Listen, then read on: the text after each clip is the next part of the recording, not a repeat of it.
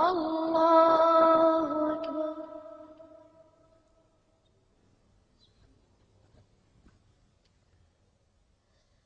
الحمد لله رب العالمين الرحمن الرحيم مالك يوم الدين إياك نعبد وإياك نستعين اهدنا الصراط المستقيم صراط الذين أنعمت عليهم غير المغضوب عليهم ولا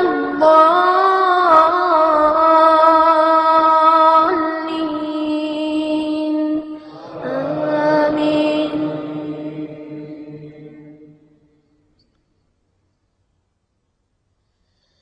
لا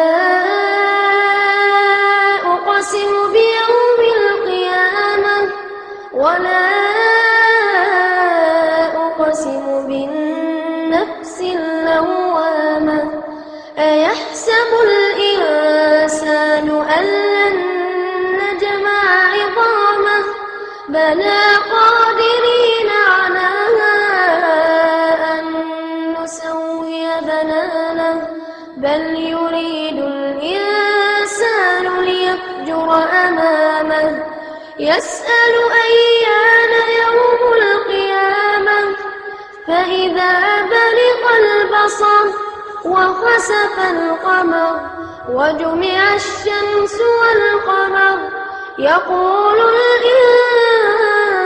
الإنسان يومئذ أين المفر كلا لا وزر إلى ربك يومئذ المستقر ينبأ الإنسان يومئذ بما قدم وأخر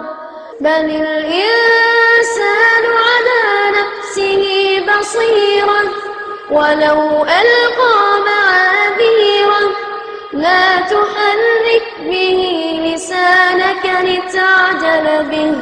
إن علينا جمعه وقرآنه فإذا قرأناه فاتبع قرآنه ثم